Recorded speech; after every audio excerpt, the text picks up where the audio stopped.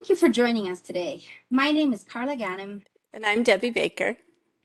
and today we're going to spend some time talking about learning design and open pedagogy.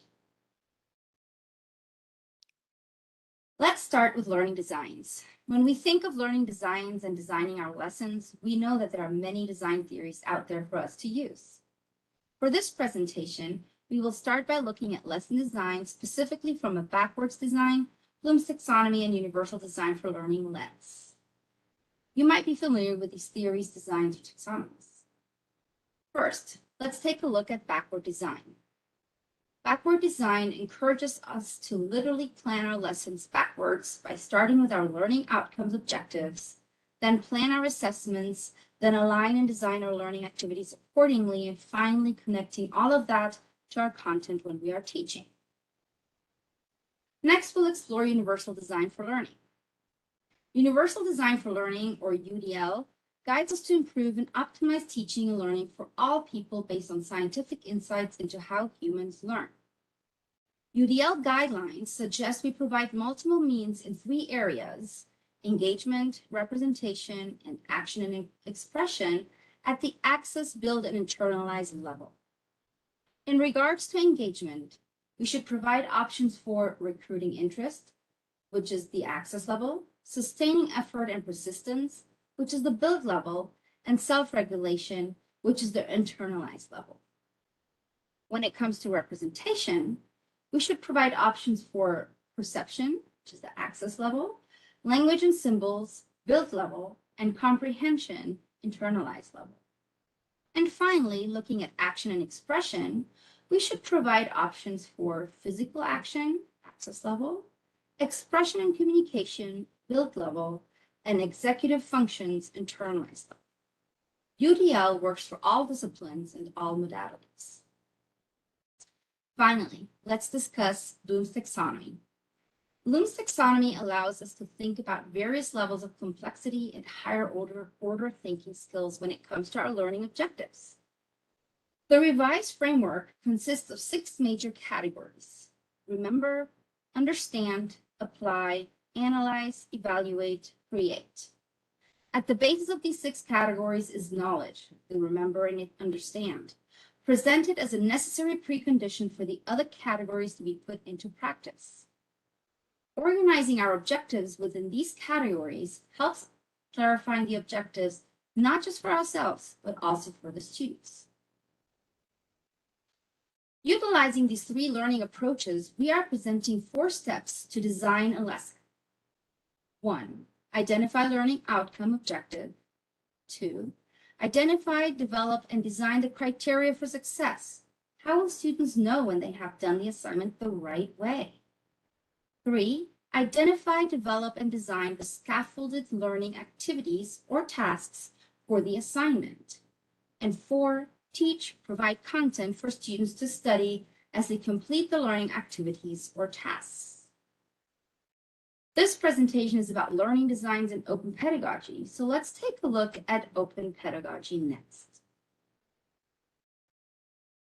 Defining open pedagogy can be challenging, but there are some elements of open pedagogy that most seem to agree on. Open pedagogy assignments are renewable, not disposable. Renewable assignments have value beyond the classroom activity and are seen by, and perhaps evaluated by, an audience outside the classroom. Renewable assignments are typically those that can be revisited over time, perhaps by building on, enhancing, or responding to existing products, artifacts, or performances in such a way that it creates a new product, artifact, or performance. There are many approaches to what open pedagogy is. We recognize that there are a lot of scholars who have contributed to open pedagogy and its definition. For this presentation, we are approaching open pedagogy with the habits and values identified in Sinkinson and with the OER-enabled pedagogy evaluation provided by Wiley and Hilton. Sinkinson described 4 habits that she sought to encourage student development in and 4 aspects of open pedagogy from literature about open pedagogy. The 4 primary habits embodying and inspiring students are empathy, participation, curiosity, and responsibility. We take responsibility for our choices to work in the open, and we reflect on how this work impacts those choices for ourselves and others. Similarly, we carefully decide how we wish to participate openly and how that might affect others. When working in open pedagogy, we hope to inspire curiosity and empathy when engaging with varied identities, perspectives, and cultures. With these habits in mind, Sinkinson discusses 4 values as their teaching values: access and equity, community and connection, opportunity and risk, and agency and ownership. Access and equity reduces barriers that prevent equitable access to education.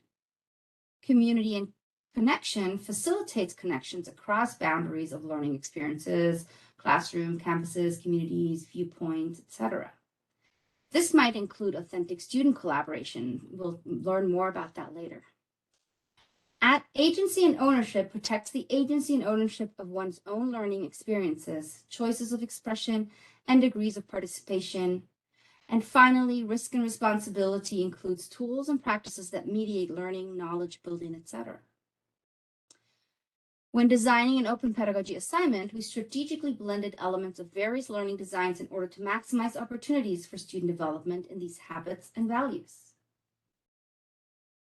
An additional approach to open pedagogy that we would like to address today is Wiley and Hilton's OER-enabled pedagogy evaluation, which they presented in their article defining OER-enabled pedagogy.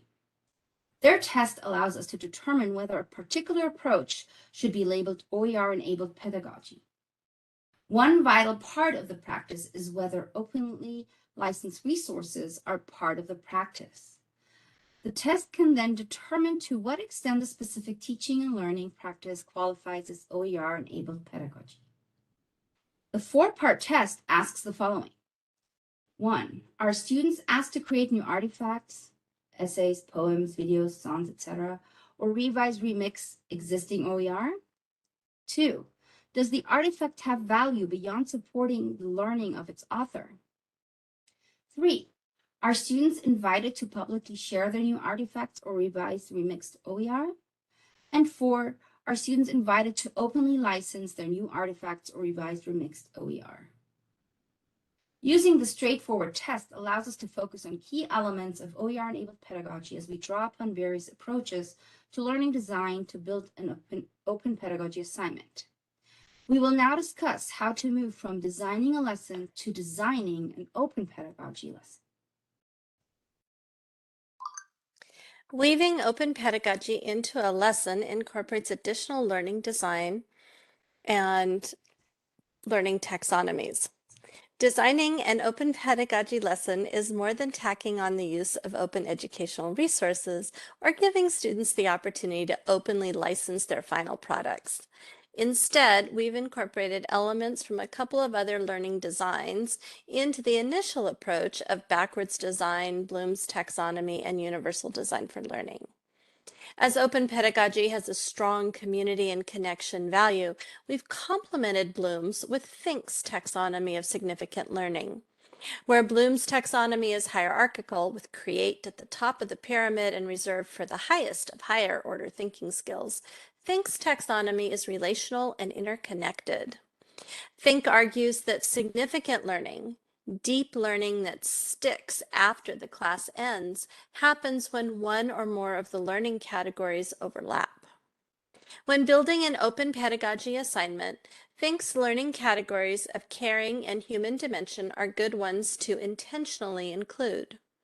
The caring category focuses on caring, and when students care more, they are more engaged in and invested in their learning. Designing for the caring category focuses on values, interests, and feelings. The other Fink's category is the human dimension. Here, the design focus is on developing a deeper understanding of oneself and others across personal, professional, societal, or human perspectives.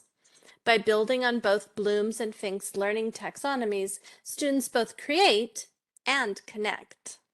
The inclusion of these learning categories connects to the purpose of the learning, the empathy and responsibility values. and the agency and ownership, communication and connection habits of open pedagogy. In addition to Fink's categories of caring and human dimension, authentic learning strengthens the connection to the open pedagogy values and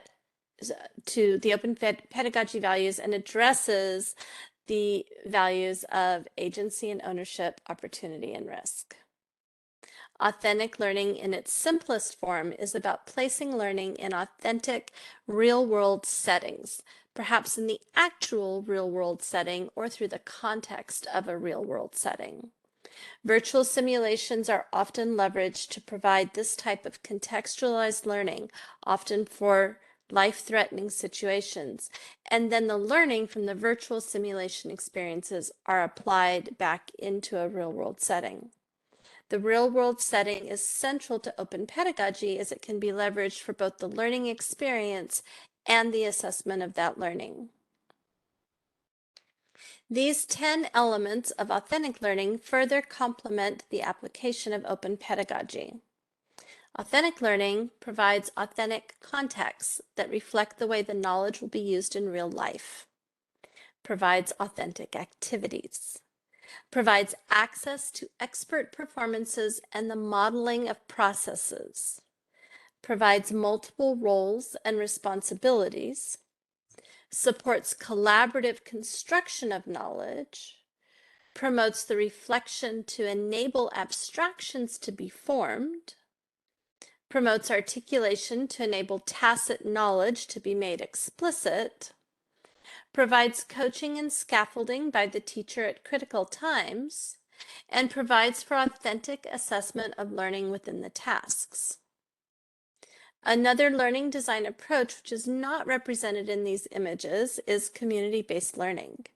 Community-based learning is often interpreted as service learning, but could also include things like internships, field experiences, and community-based research, all of which center student learning in a public learning environment, all of which have some value beyond the assignment, and all of which have opportunities for an authentic, real-world public assessment of student learning.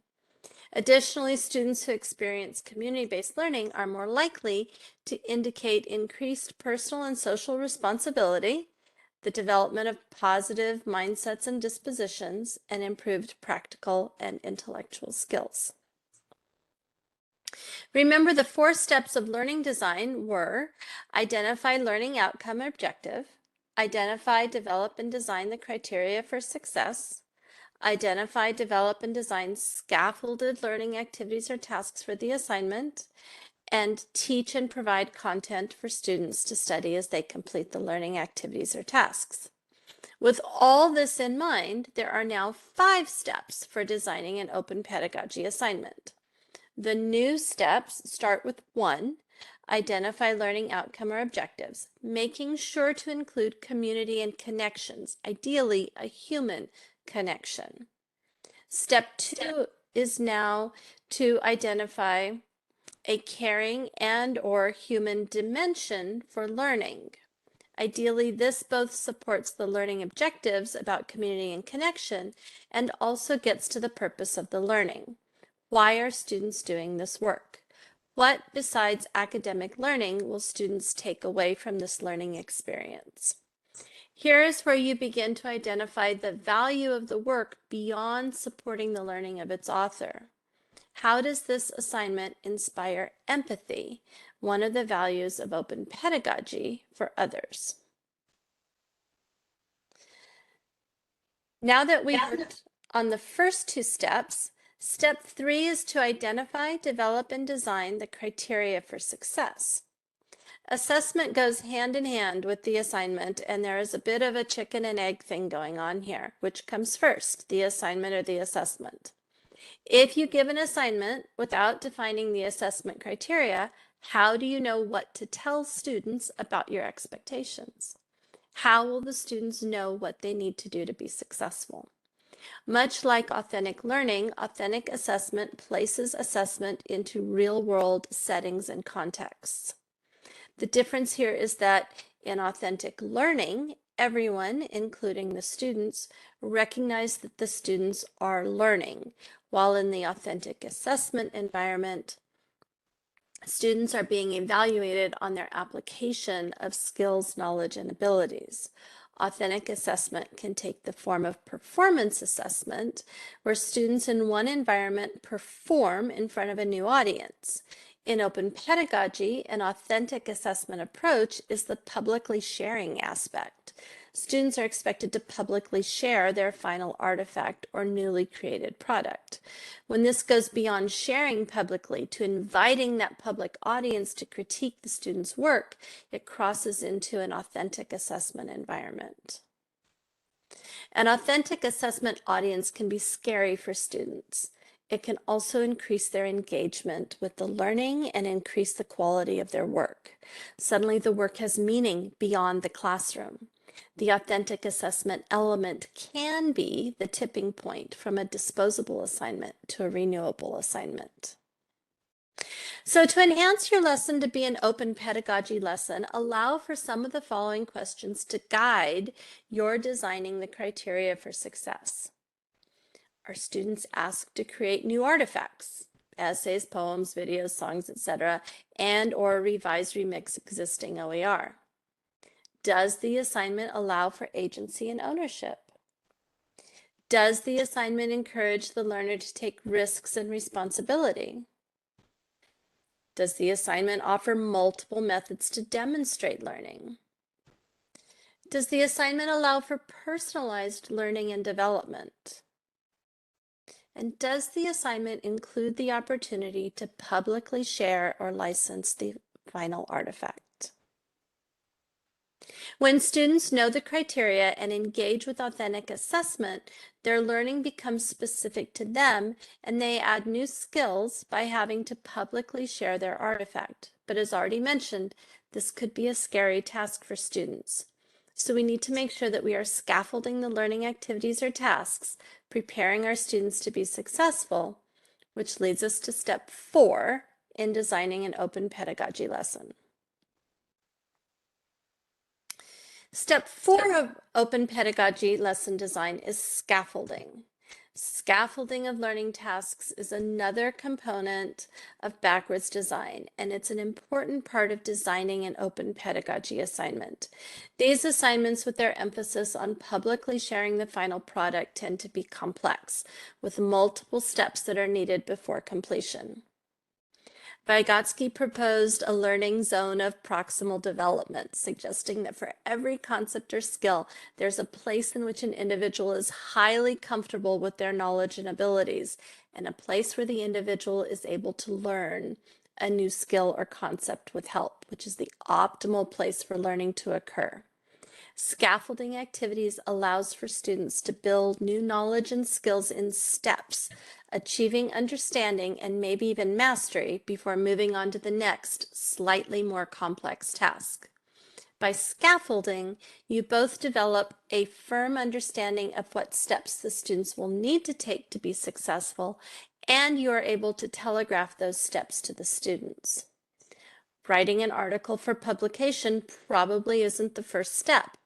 Rather, students might first conduct research to see what information is needed in the article, go through the writing process, such as brainstorming, drafting, editing, revising, and perhaps even a peer review exercise before sharing publicly.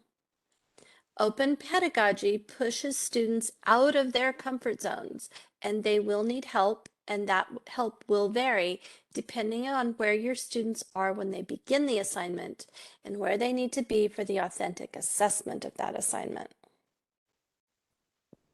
Ask yourself the following questions will aid in thinking about scaffolding your learning activities. Are students asked to create new artifacts? Essays, poems, videos, songs, etc., and or revise, remix existing OER?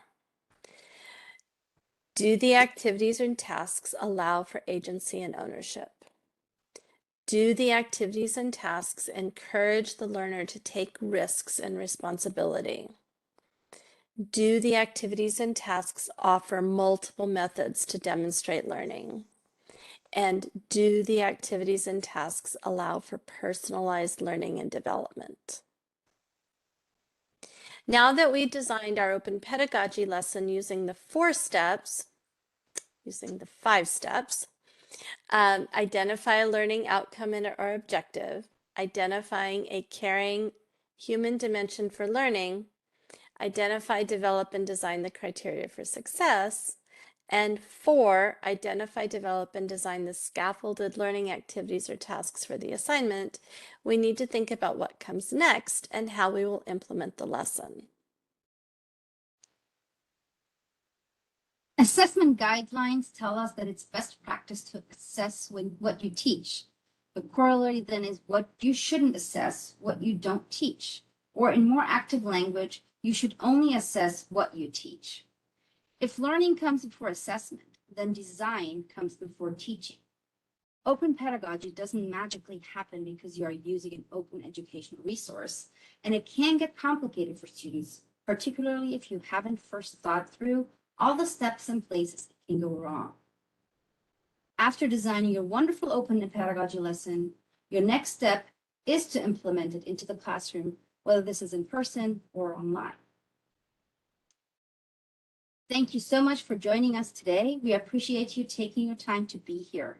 Please feel free to reach out to us if you have any questions. Thank you.